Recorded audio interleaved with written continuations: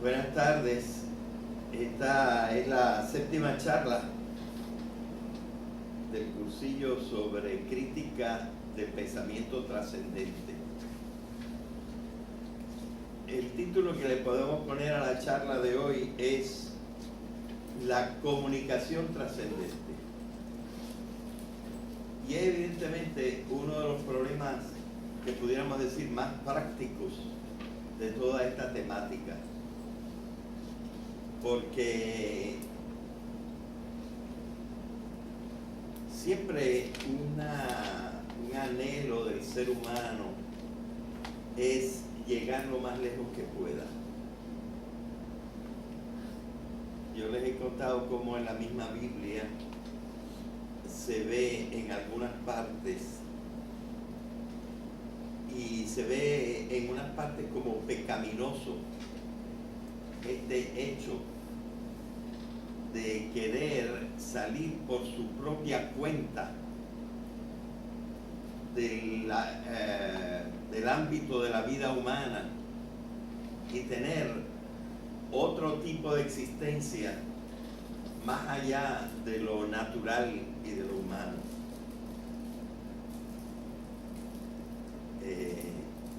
En cierta manera a eso se debió, según el mensaje del Génesis,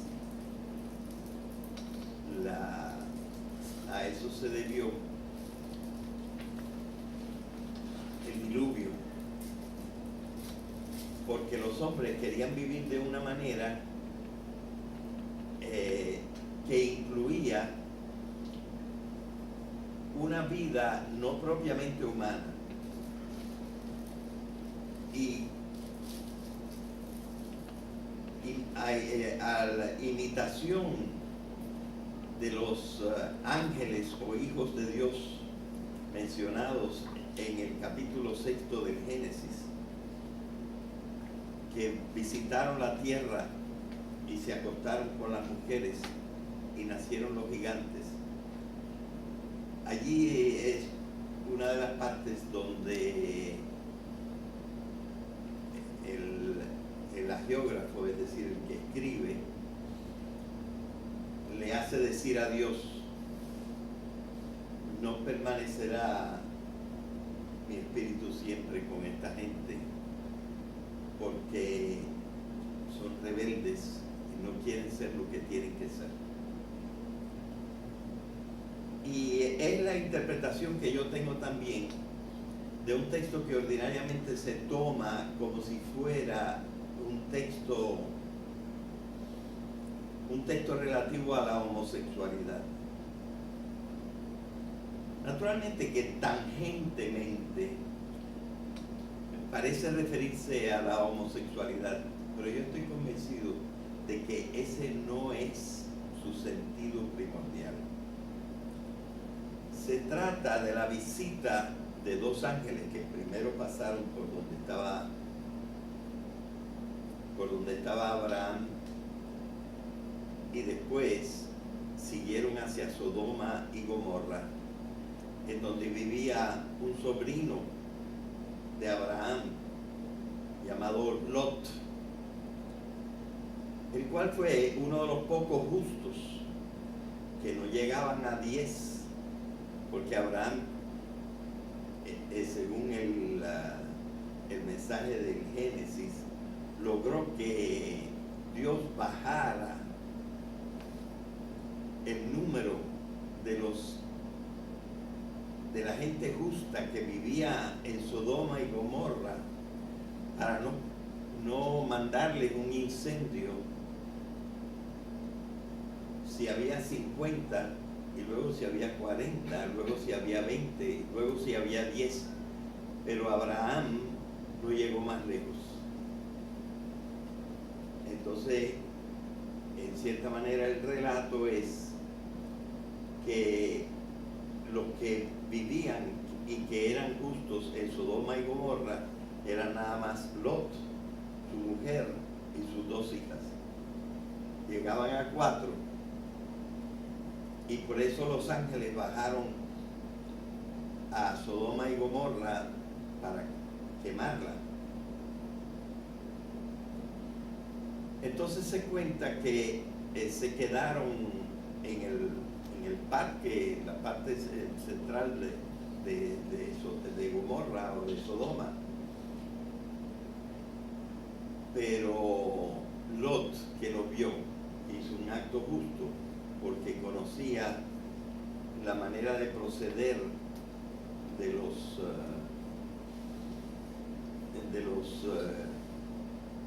sodomitas, que quiere decir los del pueblo de Sodoma.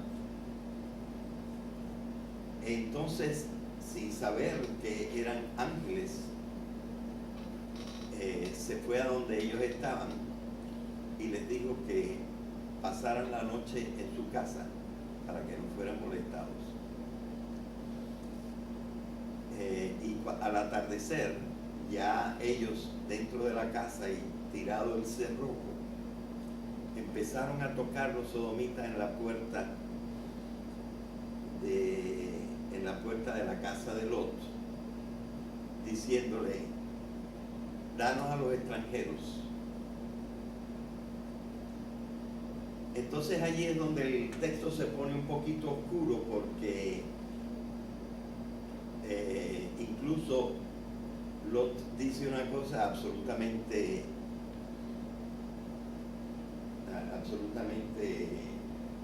insostenible.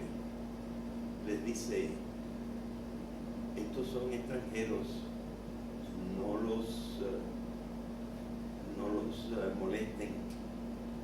Si quieren, les doy a mis 2 hijas. Naturalmente, bueno, lo dice el texto. Es decir, hasta dónde llega Lot para proteger a sus huéspedes. En todo esto, bueno, evidentemente ellos rechazan la oferta de tener a las 2 hijas. ¿Por qué? Entonces nosotros tenemos que ver que esto sucede en realidad porque lo que quieren los sodomitas es tener relaciones con seres extrahumanos. O sea, la importancia no viene de si son varones o hembras. Esa parte de la sexualidad realmente no es lo que se está manteniendo allí. La idea es: queremos reproducir lo mismo que sucedió cuando los hijos de Dios visitaron a las hijas de los hombres y produjeron gigantes. Queremos salir de la condición humana. De manera que la Biblia más bien piensa en formas, bueno, piensa al principio en formas de una trascendencia de la condición humana inaceptable, ¿verdad? Y condena este tipo. Es una historia del mismo tipo que la estancia en el paraíso, porque lo que sucede en el paraíso es que Satanás les propone ser como dioses, y el signo para ser como dioses es comer de la fruta prohibida. Y ellos precisamente lo que hacen es comer de la fruta prohibida. Pero lo importante no es solamente la fruta. Lo importante es que salían de la condición humana.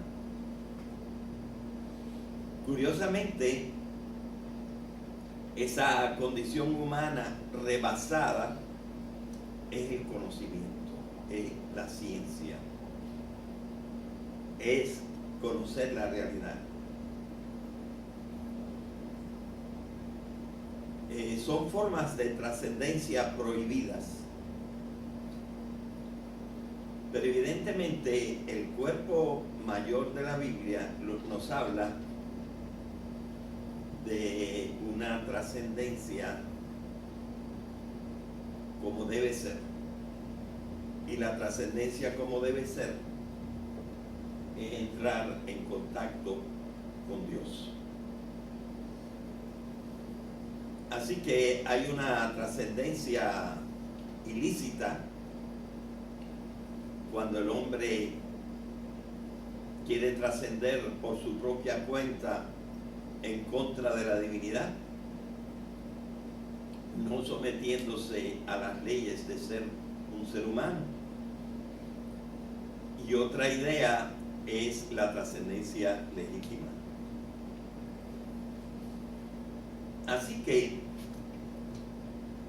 eso también nos indica que estamos en una ruta importante cuando nosotros estamos estudiando o haciendo la crítica de cómo se puede pensar en la trascendencia y cuál es el significado de la trascendencia aceptable.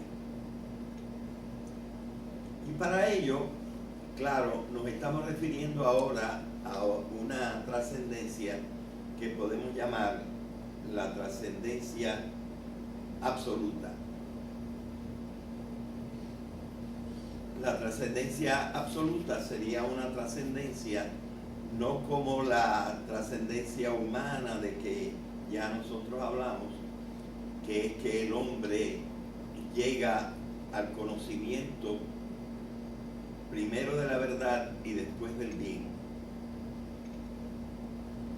en las funciones superiores.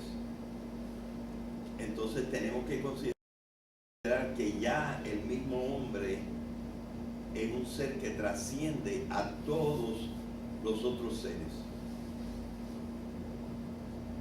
Nos llevaríamos una sorpresa, pero tendríamos que aceptarla si hay otros seres inteligentes en el mundo. Eso no lo sabemos. Realmente yo creo que faltan algunas condiciones para que nosotros digamos que ya es una certeza que existen los alienígenas.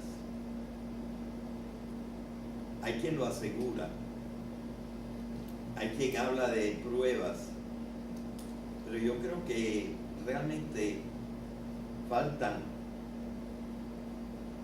algunas condiciones para que nosotros pensemos que existen otros seres. Yo creo que son posibles, pero no creo que nosotros realmente los hayamos conocido. Y si ustedes quieren, una de las cosas que faltan es el consenso. Nosotros hemos acordado, es más bien un acuerdo general,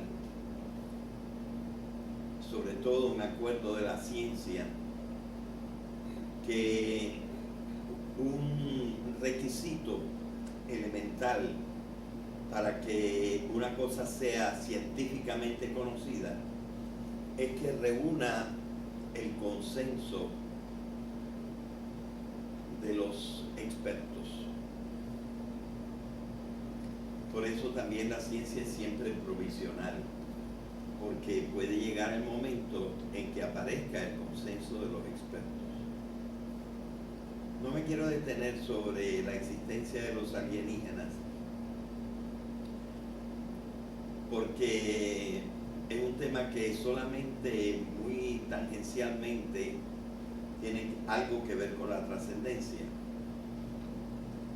Según muchos, no cambiaría mucho el pensamiento acerca de lo divino si llega a suceder que en algún momento tengamos el consenso de que efectivamente hay alienígenas. Una cosa que las mismas personas que se dedican al estudio de los alienígenas que hay mucha gente bastante seria que lo hace,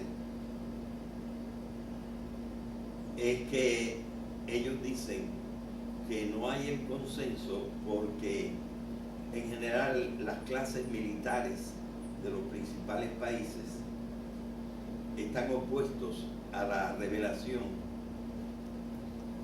de que existen estos alienígenas y que están amenazando nuestra civilización. Si alguna vez llegara a haber una apertura de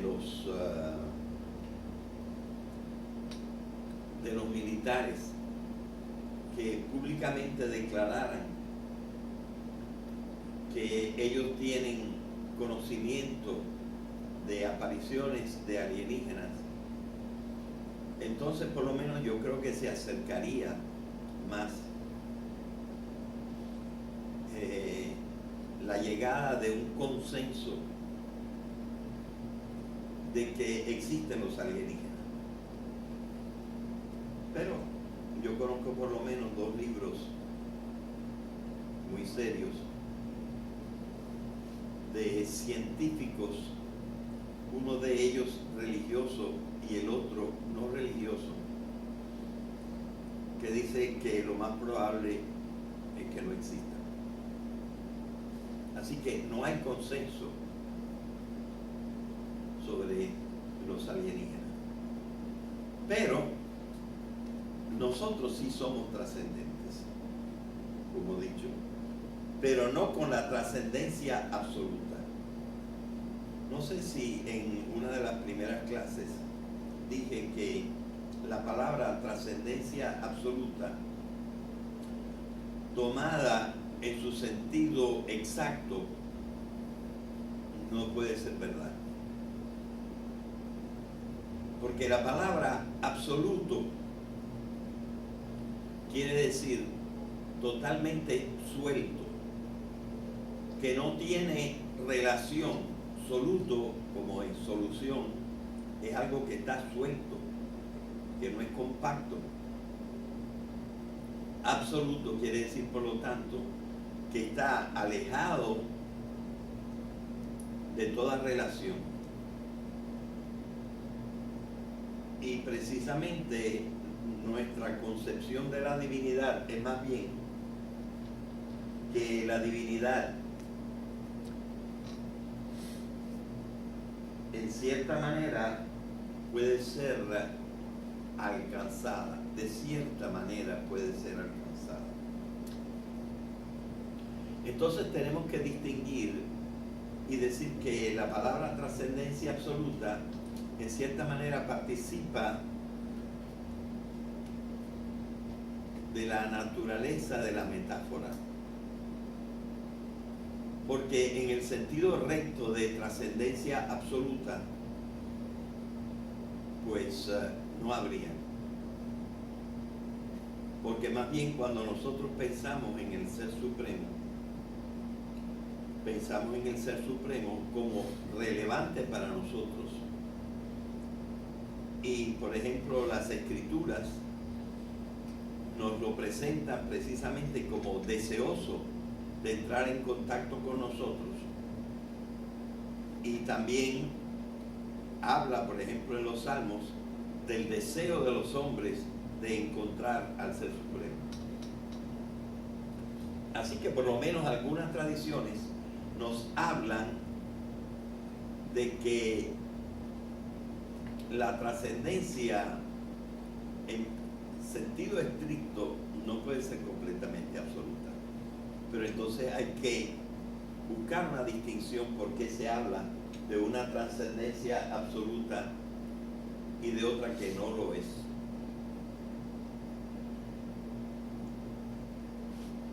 Y diríamos lo siguiente, se puede descubrir con el pensamiento análogo. El pensamiento análogo nos dice que debemos tomar la palabra absoluto en un sentido diferente. Es para decir que el ser de Dios no podría ser igual a los demás seres.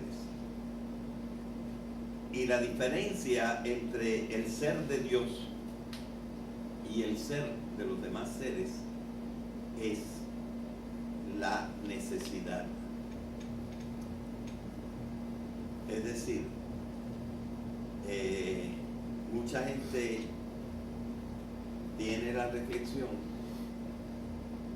de que Dios es el único ser necesario y que todos los otros seres han aparecido,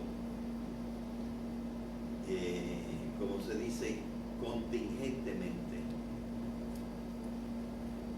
Contingentemente quiere decir no necesariamente. No era necesario que ninguno de los seres que existe existiera.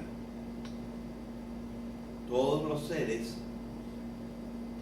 que incluso según la misma física cuántica proceden de posibilidades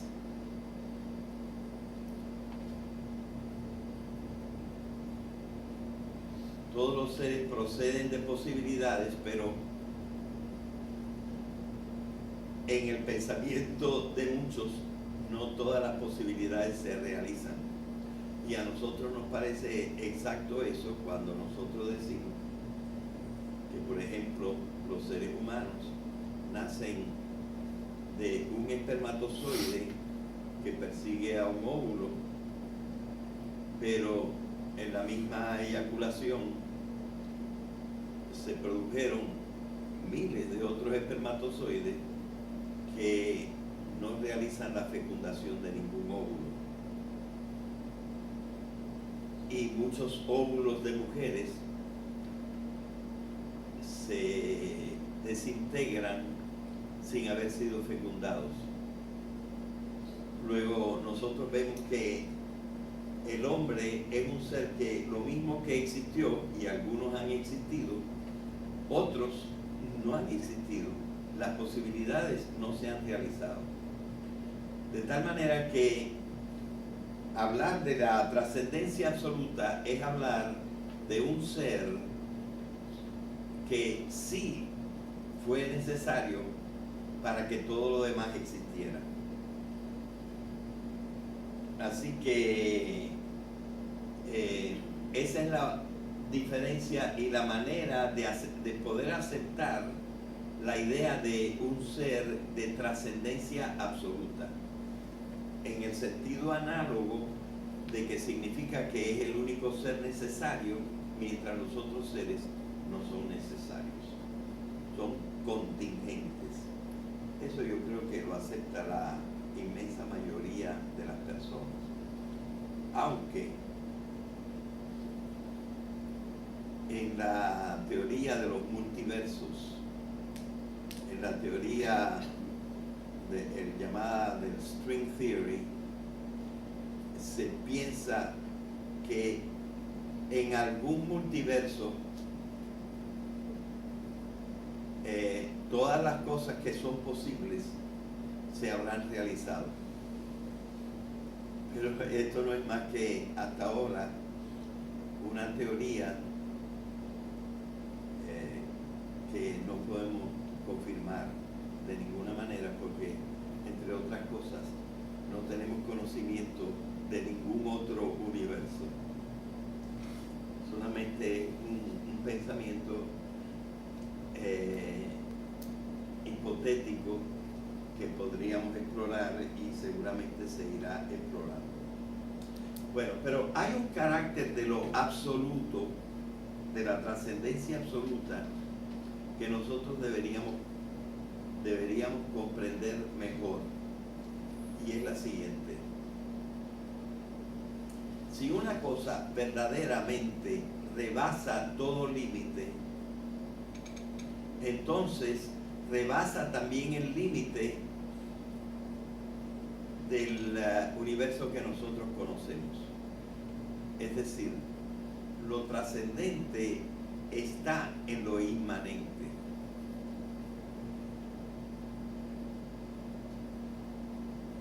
Es decir, hay un tipo de presencia de lo trascendente en lo inmanente.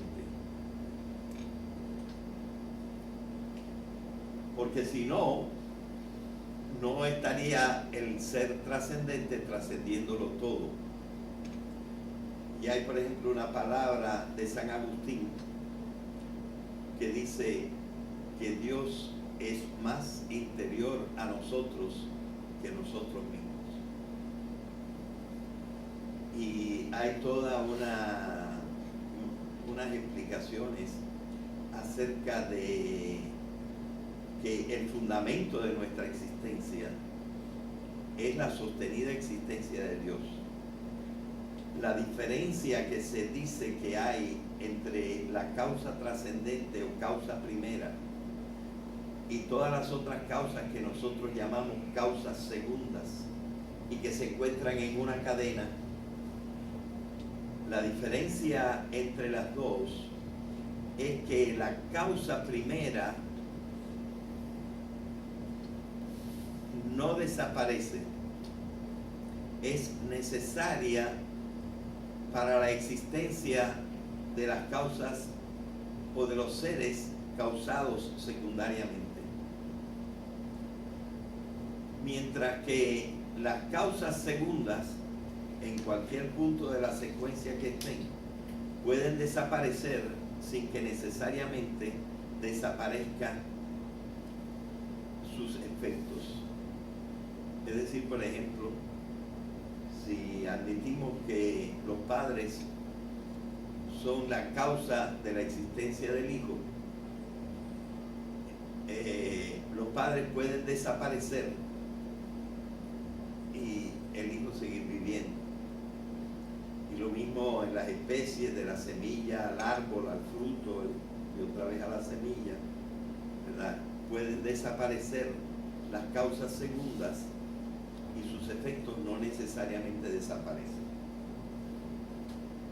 Así que esta es una forma que explicaría que lo trascendente está siempre dentro de lo inmanente.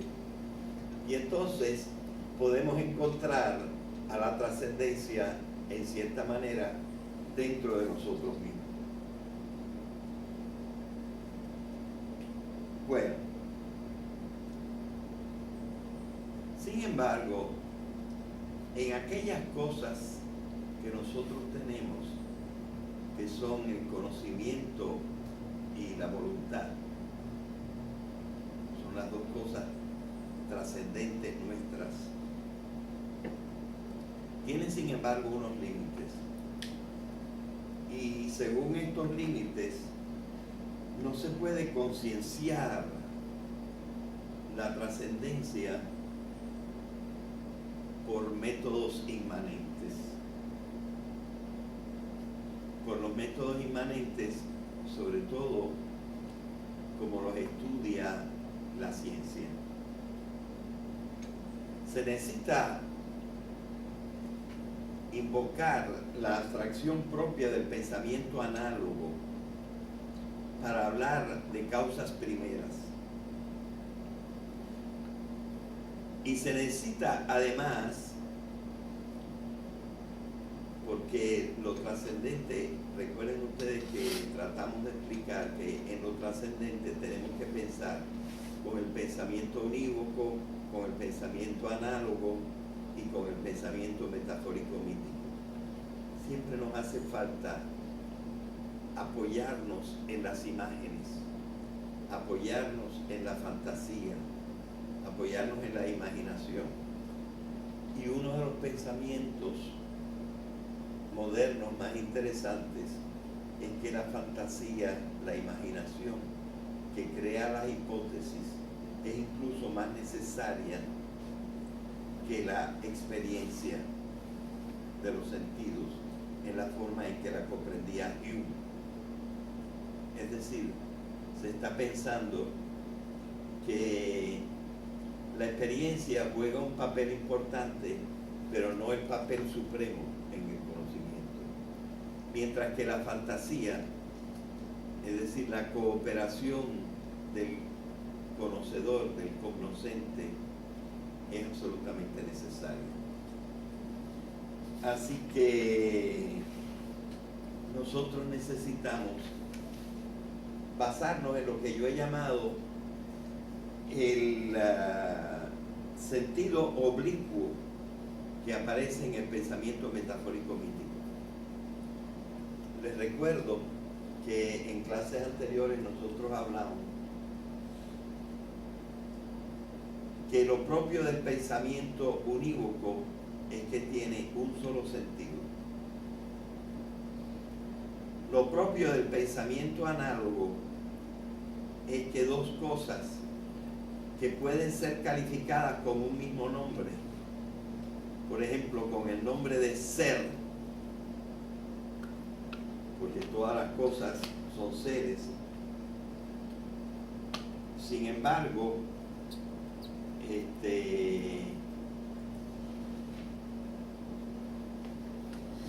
unos seres son llamados así en un sentido y otros seres son llamados así en otro sentido.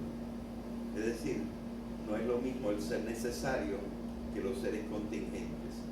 Y entre los seres contingentes no es lo mismo un ser de la trascendencia del hombre que conoce y ama a un ser que tiene ciertos elementos instintivos, pero ni conoce ni ama verdaderamente, y otros que ni siquiera tienen conciencia, como las piedras, el agua o el aire. Por lo tanto, el que sean seres se les atribuye en un sentido análogo, parecido, pero no en el mismo sentido. Es decir, los objetos del conocimiento son dos, por lo menos. Son diferentes. Solo en el pensamiento metafórico mítico, un mismo objeto de conocimiento tiene dos sentidos. El sentido que hemos llamado sentido recto o directo y el sentido oblicuo. Entonces, lo que estoy afirmando es que este sentido oblicuo es necesario tenerlo presente cuando nosotros vamos a hablar de la comunicación trascendente. Claro, prácticamente lo que queremos decir y a lo que queremos llegar en la clase de hoy es esta. ¿Realmente es posible alguna comunicación con Dios? Nosotros en cierta clase de un cursillo anterior tratamos de decir, y yo creo que probamos que Dios existe.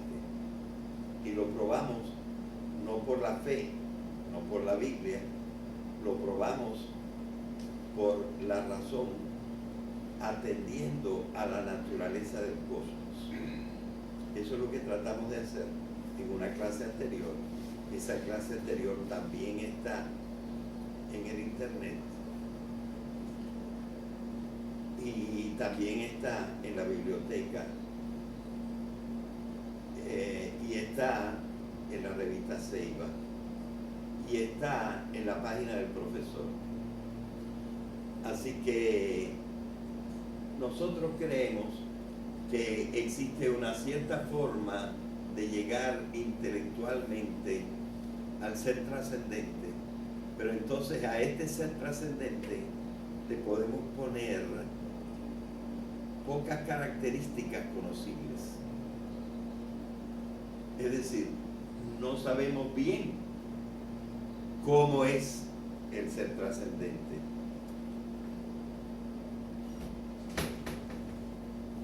Así que ahora tenemos que afirmar una cosa a la que finalmente llegamos en esta clase y que, por ejemplo, tú habías preguntado en cierta ocasión, es esto.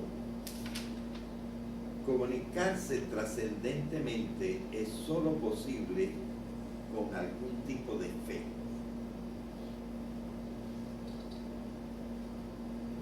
Pero esta fe no tenemos que equivocarnos. La fe es mucho más extendida de lo que la gente cree. Parece un juego de palabras. Porque creer es tener fe. Existen fes, plural, individuales, y cada uno tiene un montón de cosas que cree sin adherirse a ningún sistema. Y si llegamos un poquito más lejos, la mayor parte de nosotros, sobre la mayor parte de las materias que no conoce a profundidad, simplemente acepta lo que dice el consenso general de los expertos. Y también nosotros tenemos la posibilidad de tener una fe propia individual. Yo diría, por ejemplo, que la fe de los budistas es una fe individual, o bastante individual. Porque a pesar de las enseñanzas de Buda, los budistas no se sienten obligados a seguir todos los pasos o todas las ideas supuestamente expresadas por Buda. He tenido la oportunidad de leer algún escrito, por ejemplo, de la fe del actual Dalai Lama en la reencarnación, y me encontré con que tiene una serie de expresiones que no corresponden a lo que ordinariamente se habla entre los budistas. Por ejemplo, el Dalai Lama no cree que necesariamente toda la gente se reencarna. Y así tiene una serie de ideas personales suyas sobre cómo es la encarnación. Y hay mucha gente que dice, bueno, yo tengo mi idea de Dios, yo creo en Dios, pero no como lo dicen los curas, por ejemplo. O sea, existe evidentemente y muy ampliamente el ámbito de la fe. Por ejemplo, el filósofo George Santayana, le decimos George porque aunque era de descendencia o de ascendencia española, toda su vida vivió en Estados Unidos o en Filipinas. Habla mucho de la fe humana, o sea que la fe humana ha sido también estudiada desde un punto de vista filosófico. Pues para la comunicación trascendente se necesita algún tipo de fe, ya sea una fe individual, ya sea una fe compartida. Alguna gente le tiene cierta animadversión a la fe compartida. Y esto puede tener alguna explicación. En realidad, el fenómeno del Papa actual, en cosas recientes que ha dicho, está como volviendo a traer a la actualidad esa idea, que basta ya de la insistencia en los detallitos de la fe. A mí me parece que esta es una campanita que como que tímidamente está sonando a una idea que todavía solo ciertos filósofos católicos admiten, que es esta: la fe está basada en el pensamiento mítico.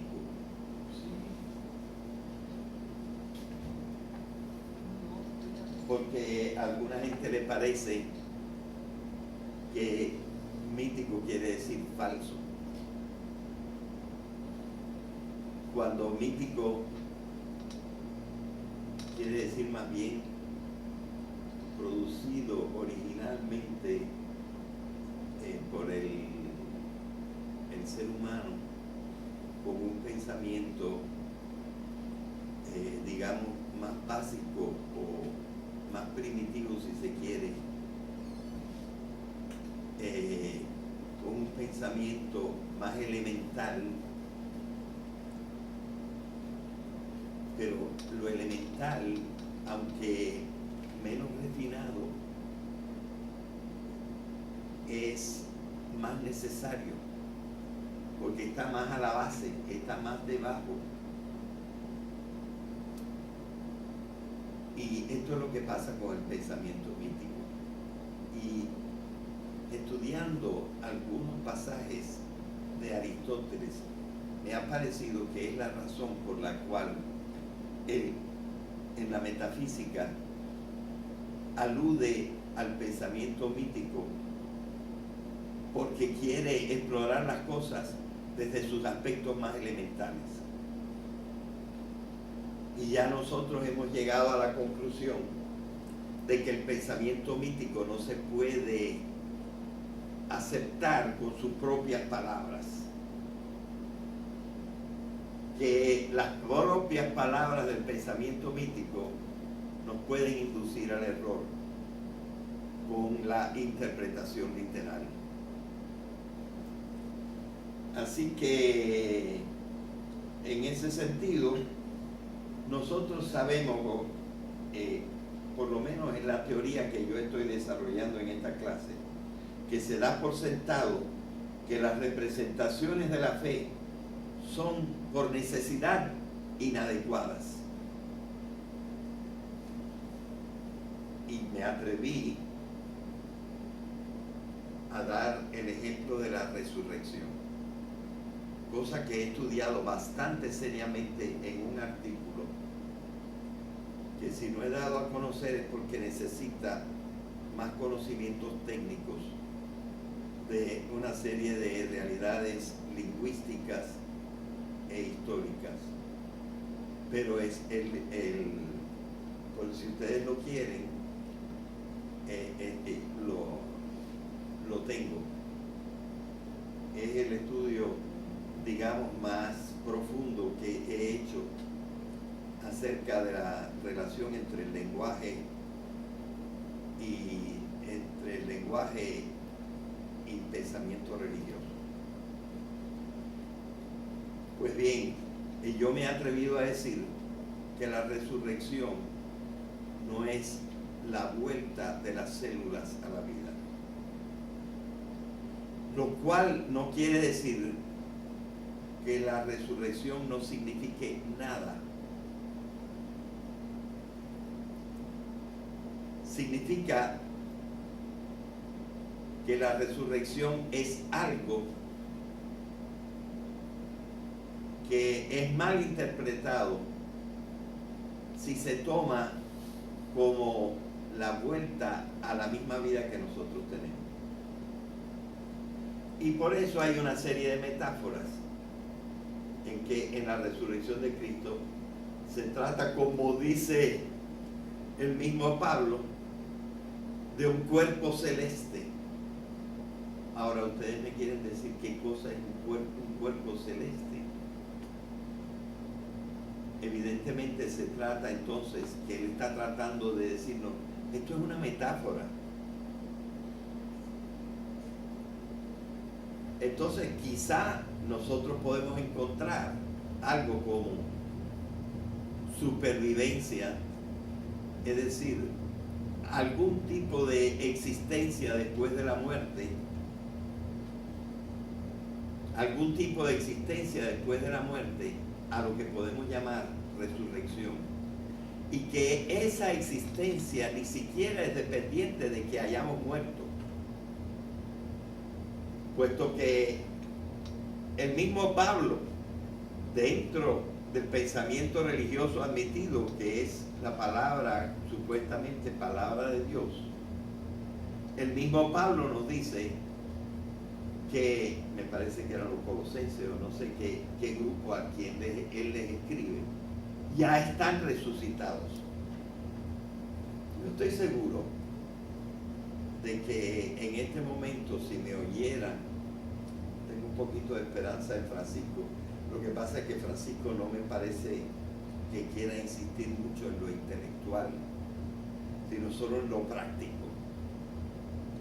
Pero tengo un poquito de esperanza que este lenguaje sea más comprensible en el futuro para la iglesia.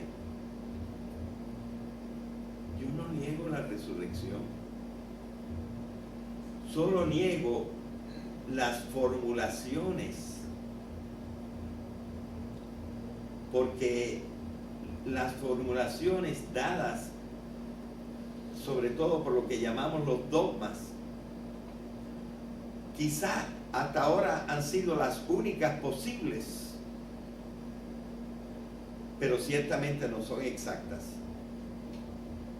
Es decir, si nosotros empezamos a estudiar la realidad, vemos por ejemplo que la materia de las células, la materia que pasa a través de las células con el metabolismo, no nos pertenece,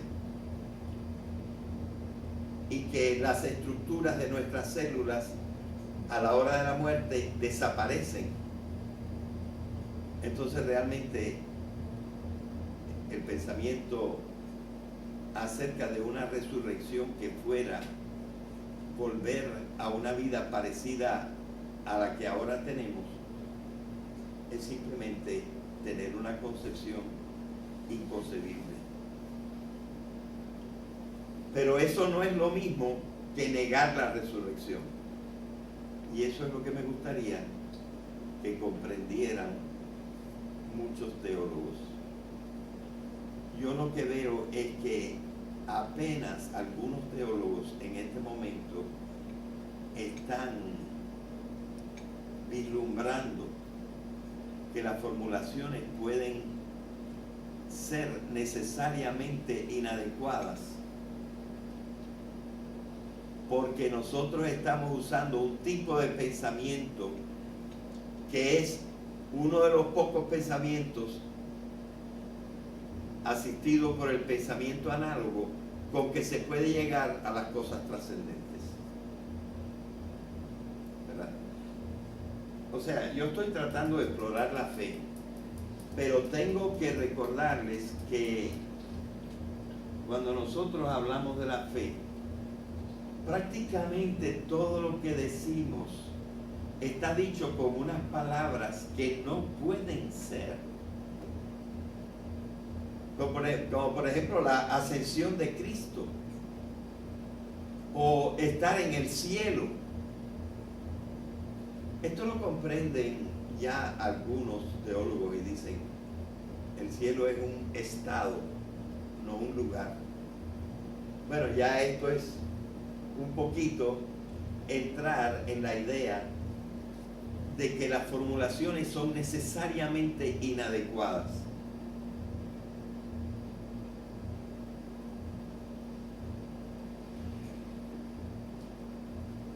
Entonces, ¿qué cosa es la fe?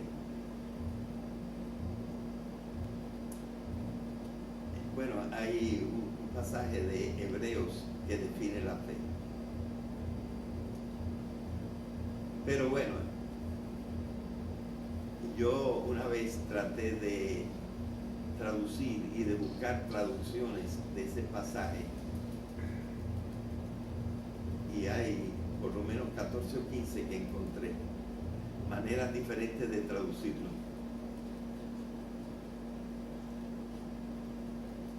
La fe es una confianza, y yo diría que es la confianza de que existe un pensamiento oblicuo.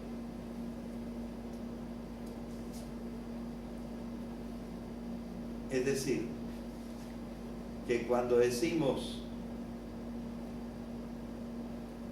porque no podemos hablar de una resurrección en la cual se vuelva a una vida en que se vuelvan a aparecer las mismas células que yo tenía.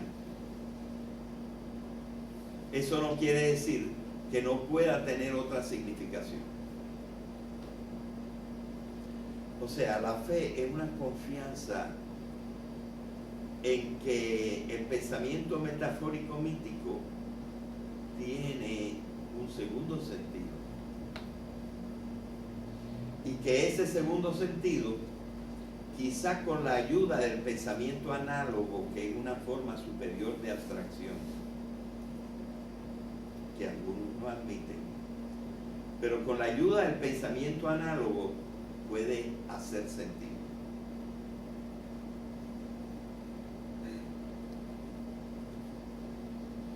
Yo les podría decir que es una cosa que a mí me ha dado mucha paz, porque nosotros podríamos explicar el descenso de la religión compartida, de la fe compartida, por el hecho de que una tras otra las formulaciones tradicionales de la fe chocan con las explicaciones científicas.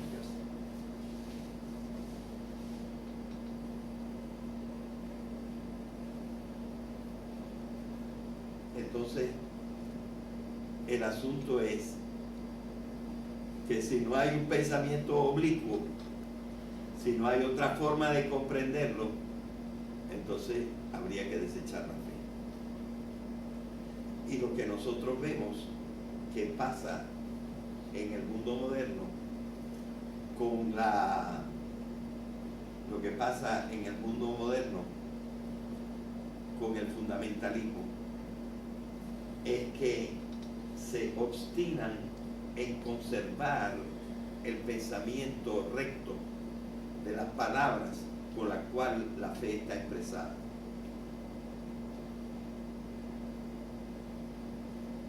Así que todo esto evidentemente incide en el problema de nuestra comunicación con el ser trascendente,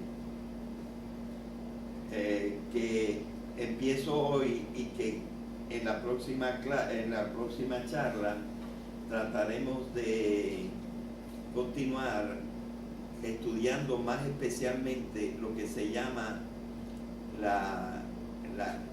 el concepto de revelación, es decir, el concepto de la llegada a una verdad a través de algo que no está explicado por la razón, algo que no se nos hace evidentemente por la razón, sino por una cosa que llamamos revelación. Y aquí es donde realmente el curso se vuelve crítico, porque tenemos que explicar evidentemente lo que significa palabra de Dios. Y tendremos que ver que palabra de Dios en el sentido recto no hay, pero que hay posiblemente un sentido oblicuo. Pero sobre esto hablaremos y trataré de hacerlo razonable, comprenderlo así en la próxima charla. La fe religiosa reconoce que las representaciones no pueden ser exactas. Hay una palabra no muy fácil de entender, por cierto, yo la estudié en mi tesis, la analicé bastante detenidamente en mi tesis, está en la epístola a los Corintios, y dice que las cosas trascendentes las contemplamos como en un espejo. Las cosas no se ven directamente. Es lo más que he podido llegar que se parezca a lo que yo llamo el pensamiento oblicuo. Un pensamiento que se inspira en las palabras escritas, pero no toma las palabras escritas como exactas, sino las toma como analizables en un sentido análogo, pero real.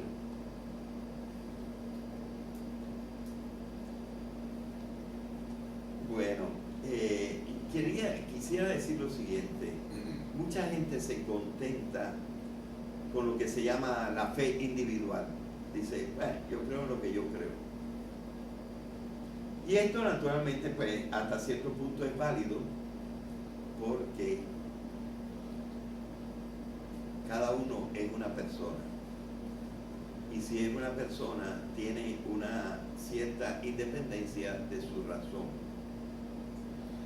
Es decir, él tiene una razón independientemente de los otros seres humanos. Somos verdaderos individuos. Así que la fe individual es comprensible y es sensata. Pero la fe compartida, que hoy hasta cierto punto está, como dicen en inglés, en disrepute, como que no es muy aceptada. Esta fe compartida se basa un poco en la naturaleza social del hombre. Y si la misma ciencia exige para hacer ciencia un consenso de los expertos, me parece bastante natural que nosotros le hagamos caso a las fes compartidas. Y probablemente en todas las fes compartidas hay algún elemento que puede ser muy digno de ser tomado en cuenta. Y evidentemente, precisamente hoy, repasando un poco el texto de Pablo, para ver si tenía alguna precisión en las cosas que decir, como que me volví a dar cuenta de que la fe compartida de los cristianos, como por ejemplo representado por Pablo, tiene una tremenda coherencia. Es decir, no es una fe en muchísimas cosas. Es una fe explorando la figura de Cristo como logos del universo. Es decir, eso es lo central. Es decir, la fe no la podemos concebir como una partida de cositas que nos han dicho y que tenemos que creer. Que si el infierno, que si el limbo, que ya desapareció, nadie habla del limbo, que si el purgatorio, que ciertas concepciones de la otra vida, todo lo que suene más allá, más arriba, después, es simbólico. Ese después, más bien tendremos que decir en nuestra ignorancia, es otra dimensión, pero no un verdadero después. No un verdadero después. Se toma el tiempo como metáfora para decir que pasa en otra dimensión. ¿Verdad? De manera que el caso cristiano es la fe está centrada en la imagen de Jesucristo, en su naturaleza y en su relación trascendente. Porque miren que hay que tener ánimo para decir que Jesucristo es Dios. Nosotros lo que podemos llegar con más tranquilidad es a que Jesucristo fue hombre, aunque algunos lo niegan. Pero entonces nosotros tenemos que hacer unos saltos verdaderamente mortales, pero que yo quiero hacer esos saltos, no los niego. Porque entonces se nos presenta la idea de que Dios es completamente diferente de lo que nosotros pensamos. Tiene que ser completamente diferente que nosotros, de lo que nosotros pensamos. Incluso nada más por el hecho de considerar que en la fe compartida nuestra, Jesucristo es Dios y hombre. Aquí ven el énfasis en la Biblia. Los budistas lo tendrían que aplicar en otra cosa. Yo lo estoy explicando con la fe que yo tengo y la fe de la mayoría de los habitantes de Puerto Rico, de los que tienen fe. Pero lo que quiero decir es que nosotros tenemos que llegar a la concepción de que evidentemente nosotros vemos entre sombras. Nosotros, la fe nos tiene que sostener, pero nos tiene que sostener muy diferentemente, y que precisamente la meditación es siempre necesaria durante toda la vida para hacer lo que yo he llamado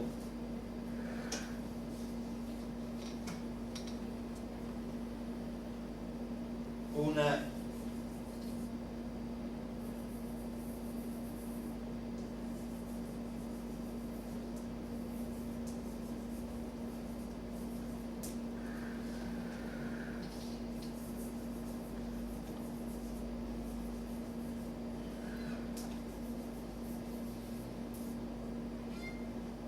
iconoclasia permanente.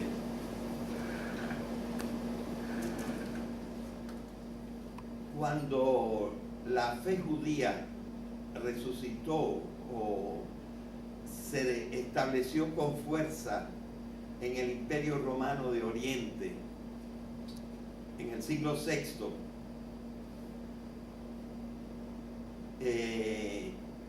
se revivió la idea de que era imposible representar a Dios con imágenes, con los íconos que le gustaban a los orientales sobre todo. Y entonces, inspirados en esa reviviscencia del judaísmo, que no reconocía la legitimidad de representar a Dios o representar lo trascendente, existió un grupo de iconoclastas, es decir, de destructores físicamente de imágenes. Y la iconoclasia llegó hasta el punto de que imbuyó, aparte del cristianismo occidental, sobre todo en la tradición no benedictina, bueno, de una parte de los benedictinos, más o menos descendientes de la tradición de San Bernardo, en cuyas iglesias no hay imágenes.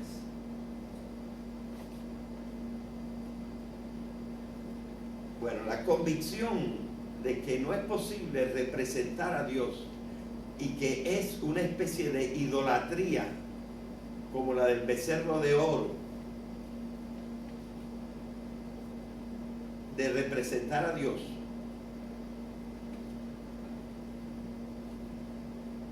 esa tradición la podemos aceptar desde un cierto punto, diciendo de que a través de nuestro conocimiento, mientras aumenta nuestra ciencia y nuestra sabiduría, las imágenes de lo trascendente se nos están haciendo cada vez inadecuadas.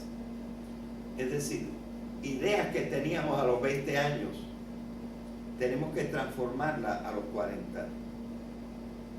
Y luego las tenemos que seguir transformando. Es decir, no hay una forma correcta de encontrar la expresión correcta para lo que existe más allá de nuestros sentidos. Entonces, esto pasa, y alguien que pensó bastante en esto fue Blaise Pascal. Hay una palabra en Isaías, capítulo 45, versículo 15, que dice: verdaderamente tú eres un Dios escondido.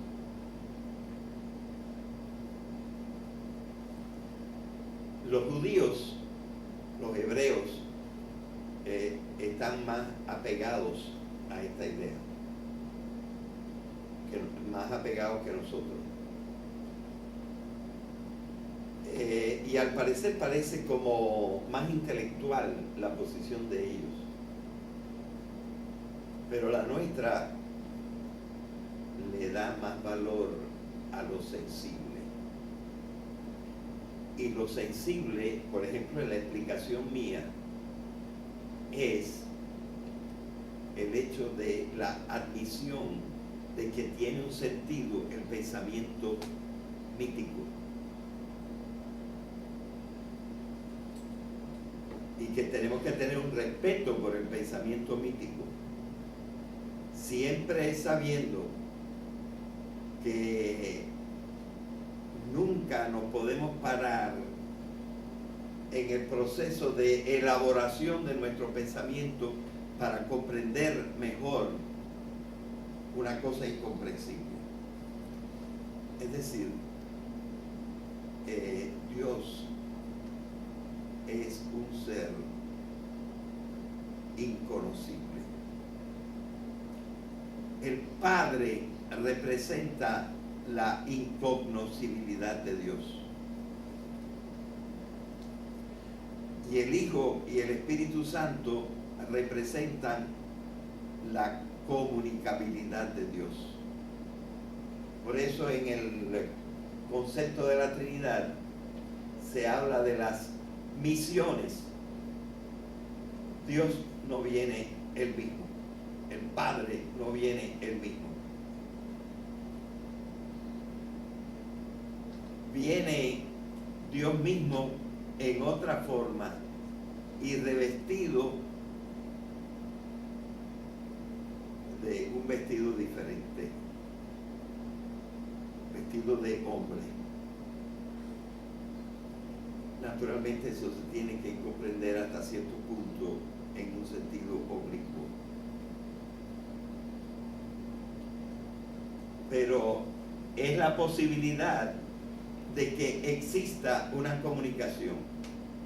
Es decir, la idea de la Trinidad en cierta manera es necesaria para superar la visión judaica, judía. El hecho de que en el Evangelio se hable de que los pontífices y los saduceos se rompieron las vestiduras, se rasgaron las vestiduras en casa de Caifás, cuando le dijeron: te conminamos a que digas por el Ser Supremo si tú eres el Hijo de Dios. Y cuando él dijo: como lo dicen ustedes, así es. Allí ellos se rasgaron las vestiduras, es decir, se rompieron efectivamente la ropa como para decir su ira y su cólera por la blasfemia, que según ellos era la unidad de la realidad que yo he estado tratando de explicar, que hay realmente una conexión entre todo y que hay una conexión posible de Dios con los hombres, y que esto está centrado en el cristianismo, en la figura de Jesucristo, como quiera que lo queramos comprender. Así que nosotros podemos decir que esta fe compartida habría que explorarla. No habríamos de tener lo que se llama la hubris, de creer que toda esta gente que escribió es porque no tenía nada que hacer y no sabía de qué estaba hablando. Es una experiencia tremenda, no solamente leer con profundidad y con conocimiento y conciencia la escritura que nosotros llamamos la Biblia, sino también interesantísimo leer a los llamados padres de la iglesia con sus ideas,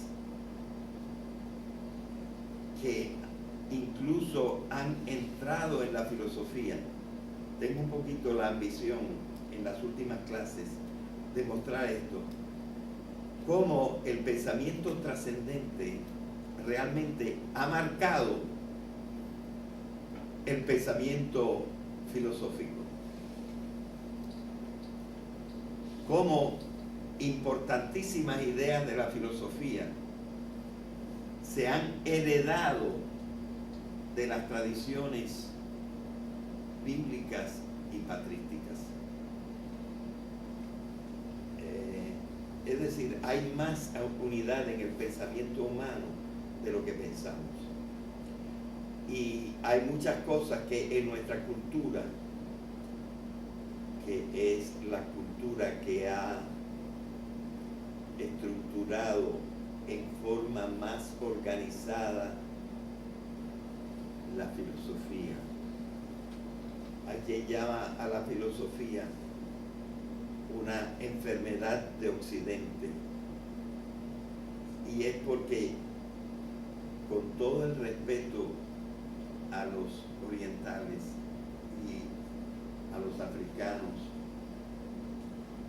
a los indoamericanos, con todo el respeto a sus creencias y todo, podemos decir, ellos tienen una cosa más importante todavía que la filosofía, que se llama la sabiduría. Claro que la sabiduría no falta en Occidente tampoco. La sabiduría, que es aplicar el conocimiento a la conducta, es un patrimonio de toda la humanidad y la tiene toda la humanidad. Pero hablando en un sentido estricto, la filosofía es una creación de Occidente. Estas palabras me podrían traer la excomunión de muchos intelectuales. Es una idea no muy aceptada, pero yo estoy convencido de que la filosofía es una forma cultural de Occidente en unos grandes trazos, y que ha sido muy importante para el mundo, aunque no sea más importante que la sabiduría. Bien, así que yo he estado tratando de explicar en una forma que no es usual para explicar la fe. He estado tratando de explicar que la fe es una interpretación que sigue el pensamiento oblicuo y que está obligada siempre al contacto con la ciencia de repensarse en una forma de iconoclasia sucesiva, progresiva, mientras encontramos cada vez fórmulas menos inexactas para comprender el mundo de lo trascendente. Pero esta comunicación de que yo he estado hablando es una comunicación todavía, hasta ahora, muy elemental. Sobre todo si nosotros pensamos que el ser trascendente debe ser visto como ser personal.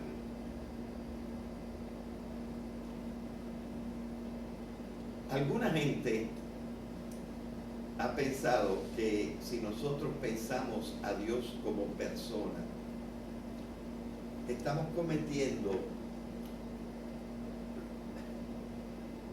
un antropomorfismo. Es decir, le estamos atribuyendo a Dios una característica del antropos, que es el ser que nosotros conocemos, que es consciente y personal. Nosotros somos personas, podemos decir yo. Y entonces, que le estamos transmitiendo o traspasando la condición de personal del hombre en quien la conocemos, la personalidad, a un ser que casi no conocemos, pero que estamos llamando trascendente. O sea, es el rechazo radical del pensamiento antropomórfico. Me encontré una interesantísima reflexión de un filósofo de la biología que ya he mencionado alguna vez, Hans Jonas, que dice: pero si el pensamiento antropomórfico, siempre que lo consideremos como pensamiento, como sentido oblicuo, es la forma más congenial con la verdad de la ciencia que haya. La realidad ha sido emergente, ha pasado de la radiación al atomismo, al cambio químico, al cambio biológico y a la aparición de la conciencia y del yo. Es decir, en este mundo conectado, en este mundo unitario, ¿de dónde podemos sacar una idea más cerca de la perfección que de la consideración del hombre?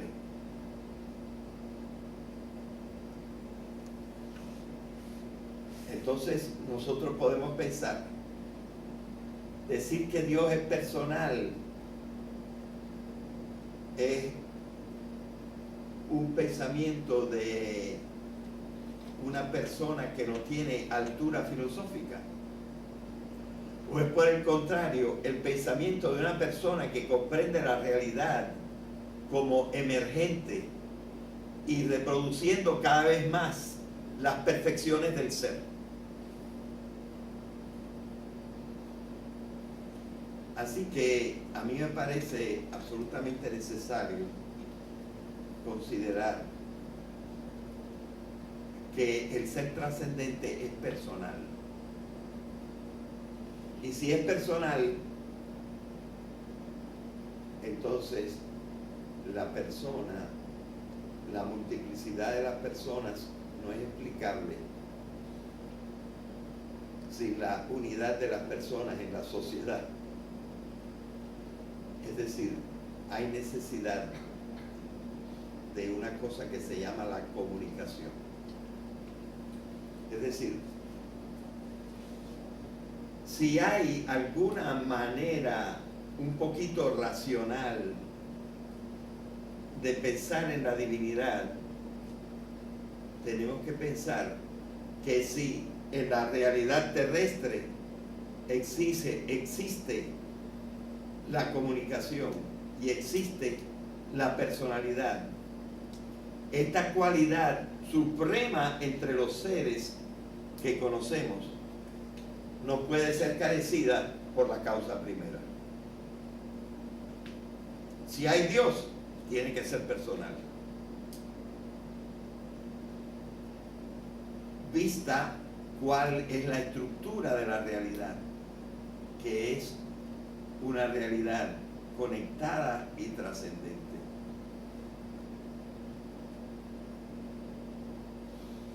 Bien.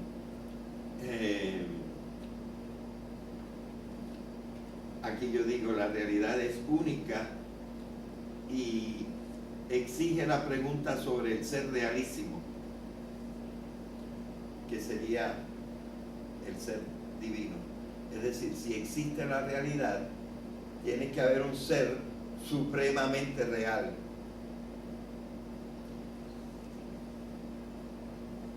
Y en la clase pasada, en la charla pasada, yo hablé del logos,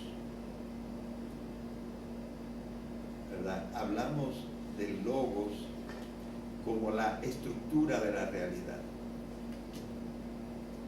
Y esta es una idea que yo creo que debemos incorporar poco a poco a nuestra idea de Dios. Precisamente en el pensamiento cristiano, y yo no mencioné mucho la vez pasada a San Juan, pero naturalmente el prólogo de San Juan es una reflexión sobre la filosofía griega en lo que se refiere al logos. Es una especie de cristianización del logos griego. Y el logos griego es eso, la estructura del mundo, la estructura de la realidad.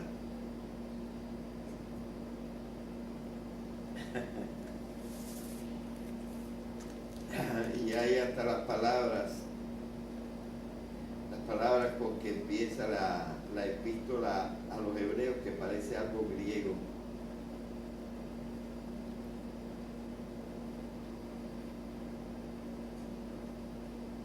Déjeme ver si lo encuentro.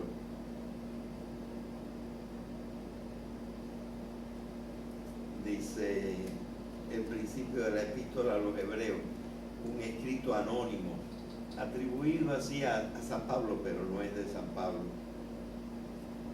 Dice, de una manera fragmentaria y de muchos modos habló Dios en el pasado a nuestros padres por medio de los profetas. En estos últimos tiempos nos ha hablado por medio del Hijo, a quien instituyó heredero de todo, por quien también hizo los mundos, el cual, siendo el resplandor de su gloria, la gloria, la Shekinah, la doxa, es el resplandor del Padre. Impronta de su esencia. Esta es la sfragis de que hablé la vez pasada. ¿Se acuerdan de la sfragis? El sello que está en el origen, en la gloria de Dios, y es la impronta de Dios en el mundo, impronta de su esencia, y el que sostiene todo con su palabra poderosa.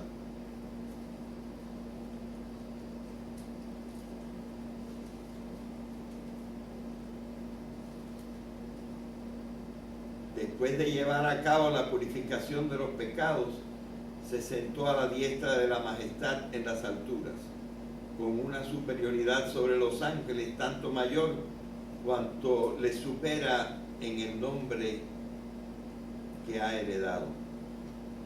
Pero bueno, se me pasó en cierta manera quizá en esta traducción, ver cómo el Logos es considerado el creador. Esta visión es compartida con unas epístolas de Pablo que se llaman las epístolas de la cautividad, y que son unas epístolas que a mí me gustaría llamar, con algunos científicos, las deuteropaulinas, porque en las primeras epístolas de San Pablo, Jesucristo es el Salvador, pero en las epístolas deuteropaulinas él ha profundizado en su pensamiento y ve a un Cristo cósmico, es decir, descubre, sin hablar demasiado del Logos, Cristo como estructura de la realidad. Ven ustedes que entonces el pensamiento religioso no es un pensamiento separado del pensamiento filosófico. Es un pensamiento que sí se apoya en toda la terminología de la revelación, toda la terminología de lo que se considera palabra de Dios, pero es un pensamiento muy organizado y muy ligado a cierta parte de la filosofía. Así que eso, y también puedo decir que en la fe individual la reflexión budista es también una reflexión que va tratando de comprender el mundo de lo que ellos hablan de una cierta trascendencia. Creo que traje, aunque no voy a poder explicar ni hoy ni otro día,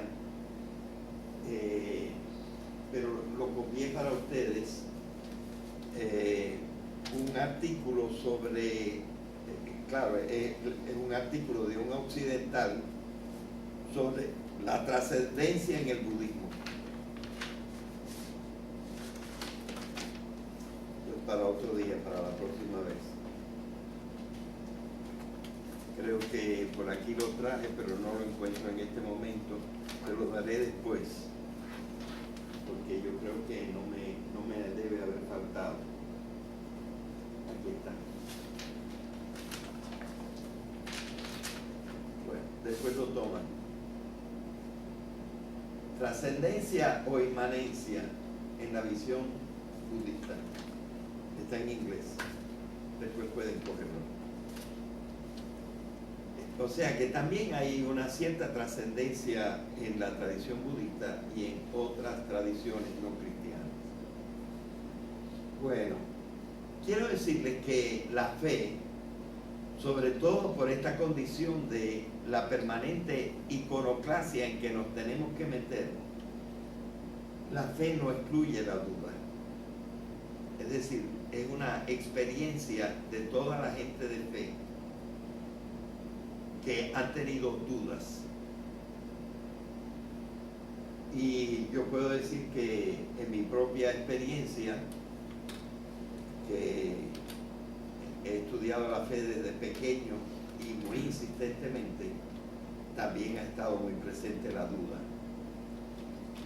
La duda que luego se va particularizando y uno va tomando, pero uno no debe creer que no tiene fe porque tiene dudas. Y San Pablo dice que hay que obrar la salvación con temor y temblor.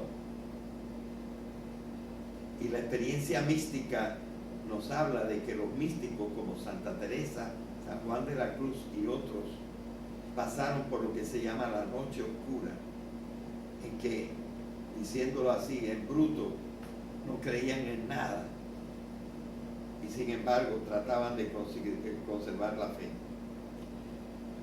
Es decir, la fe exige una constancia y una profundidad en lo que yo llamé en la primera lección buscar el rostro de Dios. Una vez explorada la forma de abordar la idea de la trascendencia, no es muy posible dar marcha atrás. Debemos arrostrar el desafío de abordar dicha trascendencia con las estrategias pertinentes para llegar a la misma. Déjenme decirles que esta preocupación era la preocupación que yo más tuve para decidirme a dar este cursillo. Porque me parece que los que profundizan en lo que yo estoy meditando aquí, desgraciadamente no pueden dar marcha atrás. Es decir, no pueden volver a una fe ingenua. Una fe ilustrada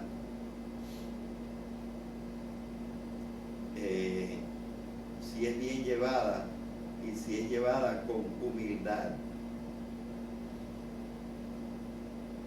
puede llevar a muchas cosas buenas.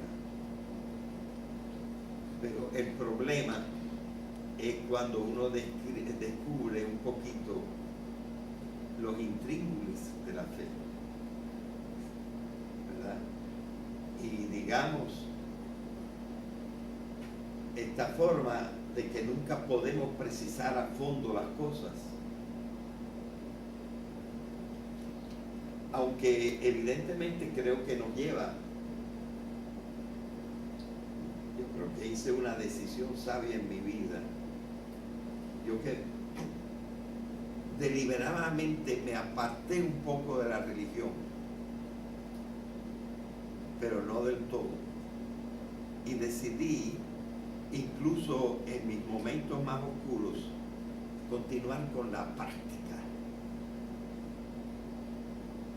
porque la práctica es necesaria para mantener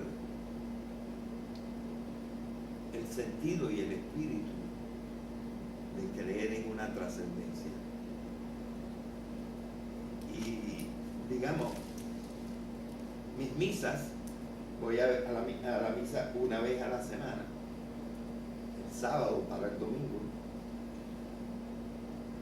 Son un momento profundo de reflexión y de análisis de los textos que se leen y de la comprensión de lo que vamos a hablar ahora, de las formas concretas de la comunicación.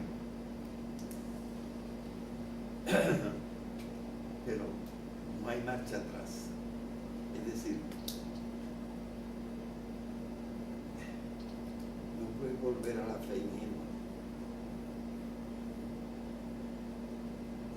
porque ya comprendiste demasiado. Y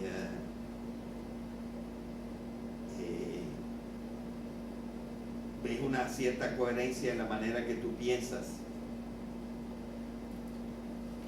Otra cosa que yo he procurado para conservar la fe es tener un gran respeto por lo que se llama la ortodoxia.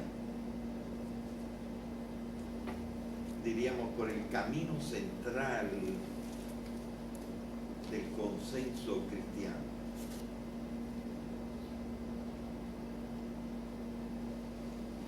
Bueno, no tendría tiempo, quizá, si puedo, haré una reflexión sobre esto después, acerca de el progreso de la revelación, lo que se llama el progreso de la revelación, que no todo el mundo admite. Pero entonces, la práctica es muy necesaria. Digo yo aquí que hay dos formas de comunicarse con Dios. Uno es por la acción y la otra es por el pensamiento. Es decir, por nuestras dos funciones superiores. Algunos prefieren comunicarse a Dios por la acción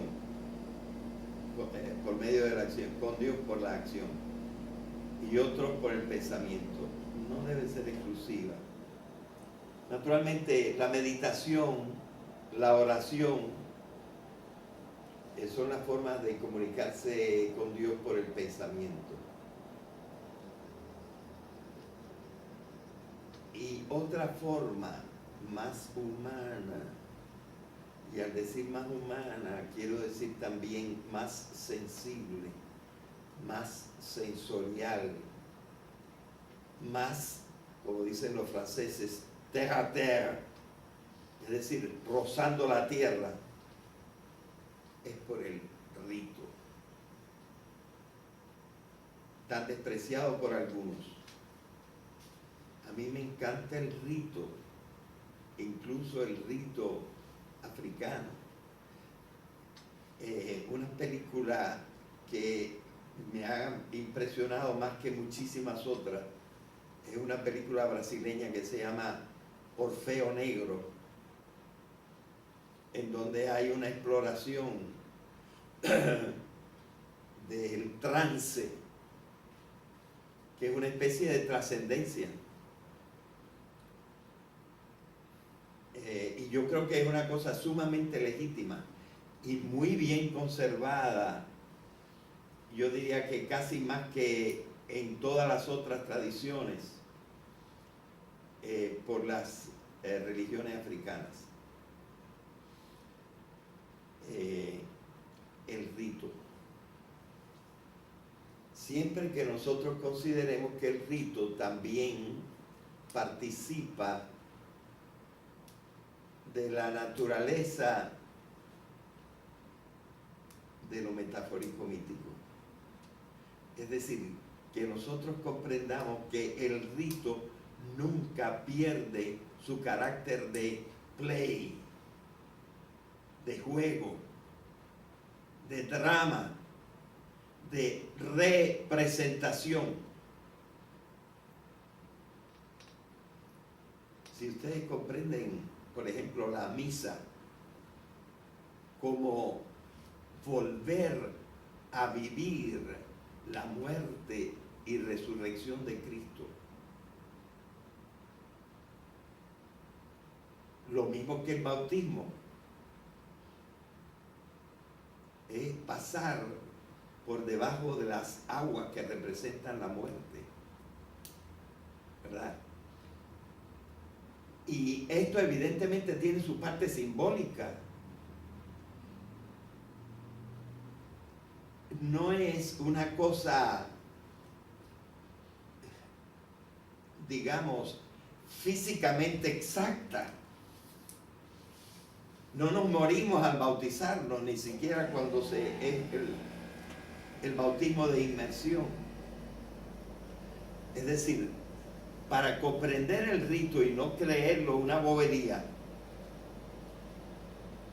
lo que nosotros tenemos que hacer es mantener siempre el carácter de juego, el carácter de